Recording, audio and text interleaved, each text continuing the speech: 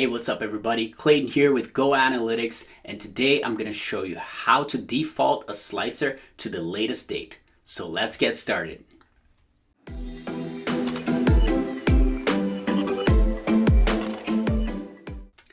Hey, welcome to our YouTube channel. If you're finding us for the first time, be sure to hit that subscribe button and turn on the notifications to stay up to date on all of our latest data visualization videos. All right, so today we're doing a little trick here to show you how to default your slicers to the latest date. That's right, no longer having to manually update those slicers to reflect the latest date. So let's get started. Let's head on over to my laptop and I'll show you how to do that.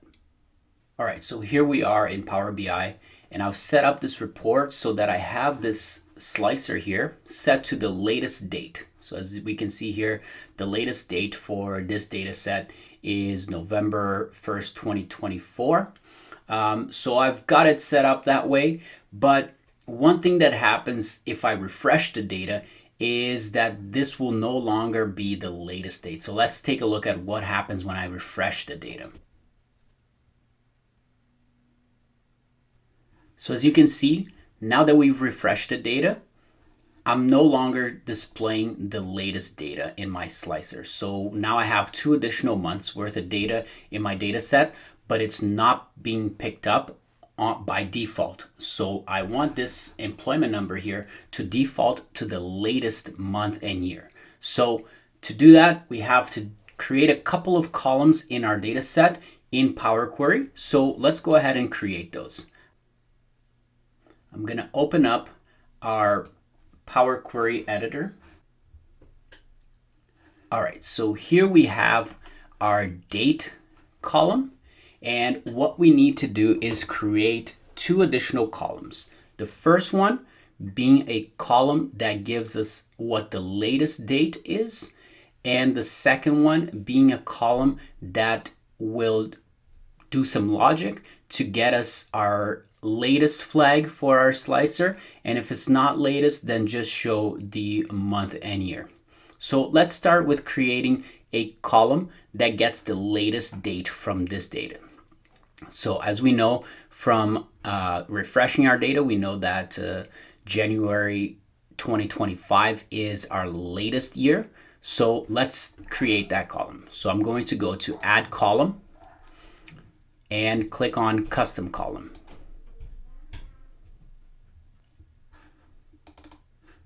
All right, so we're going to call this latest date.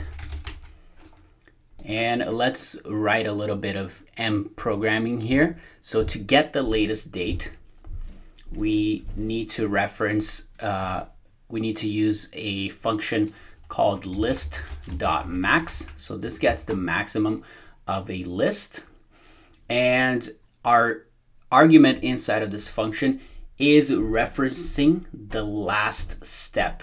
So for now, I'll just put in our date here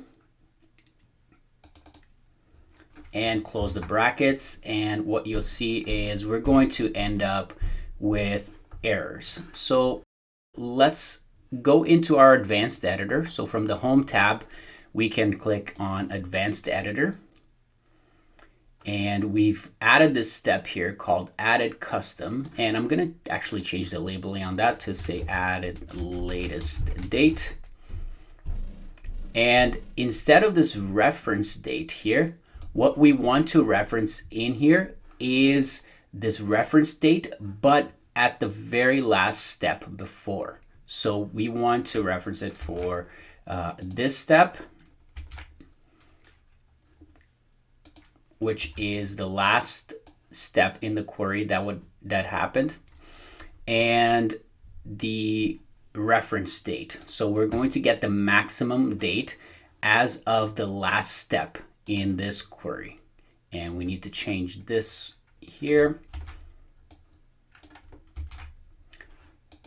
And what I can do is also add a data type since I'm already in here. So type date.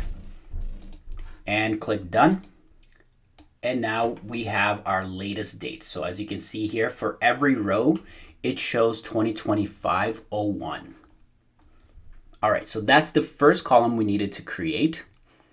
Now the second column is just to add some logic so that if our reference date is equal to the latest date, then we're going to write the string latest. And if not, then we're just going to return the actual date. All right, so let's go ahead and I'm going to go to advanced editor again. And I'm going to copy this step and then just change it slightly. So I need to add a comma here to add a new step. All right, and this one is going to be called added dates slicer. And for our last step, I need to copy this here. So this is the last step. And I need to change the name of the column. So I'm going to call this column dates slicer. So I know that it's the dates column that I want for my slicer. And I'm just going to bring this into a new line to make it easier. And same with this here. I'll bring it down lower. Okay. And so what we want now is to use some logic to identify if the reference date is equal to the latest date. So it's quite simple since we've already created the latest date column. So we can just say if ref date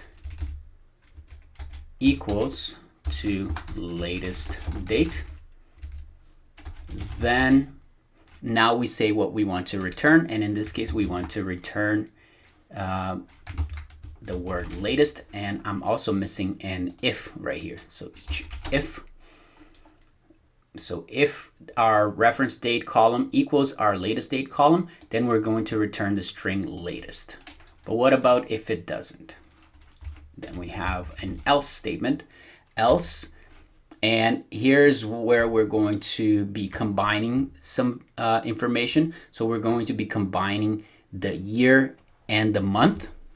And we're doing it this way just for a little bit of styling. So instead of showing our latest date or our reference date, which is year, month, and day, we want to just format it so that it just shows the year and the month.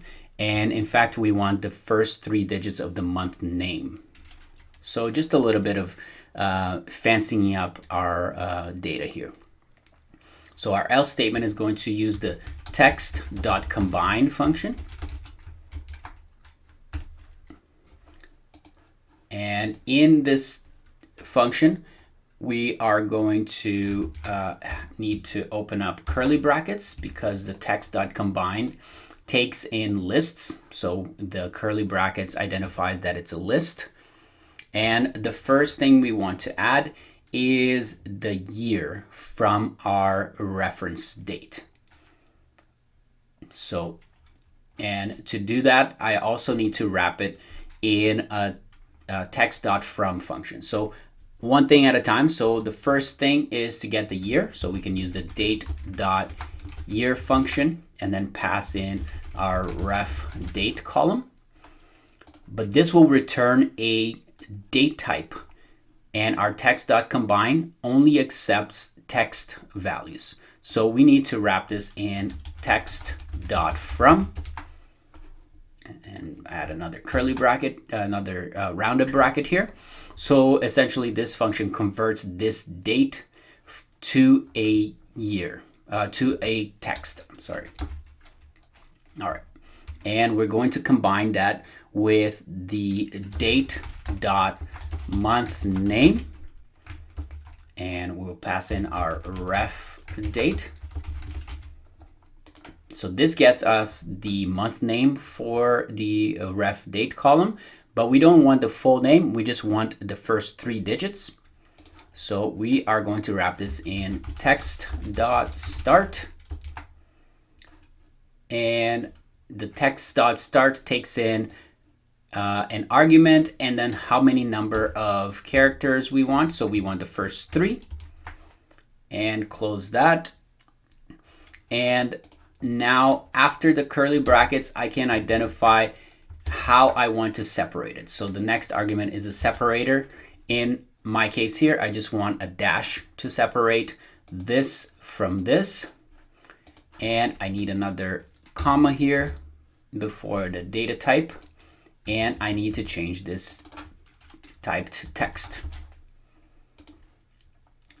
And finally, change our last step.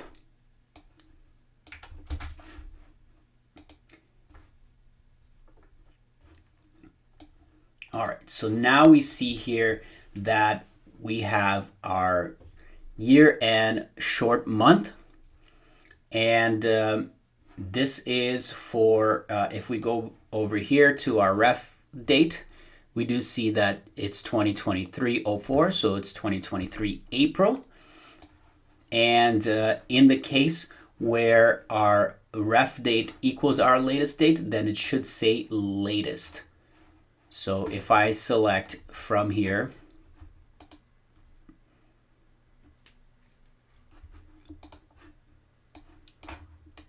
our 2025-01,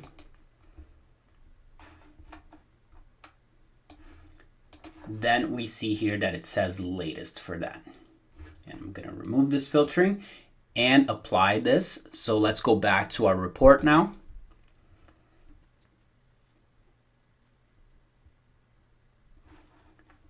All right, so let's see what happened here. So let's open up our data here. And now we should have two additional columns. We have our date slicer and we have our latest date.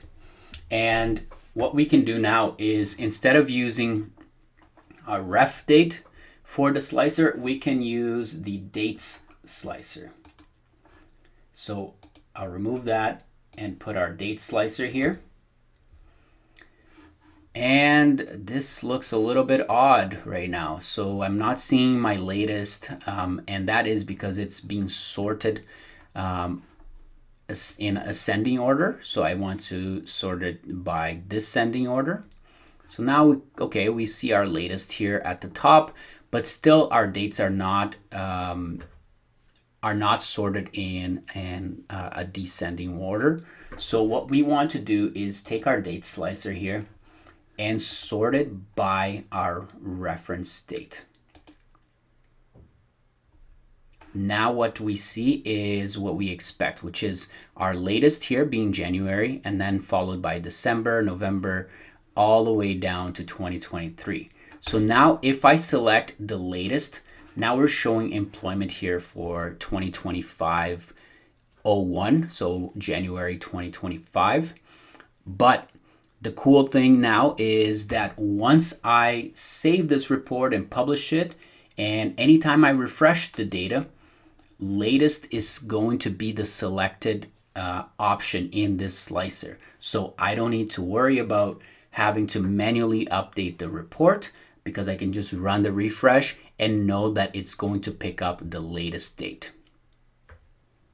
So that's it. That's how you can default your slicers to the latest date in Power BI.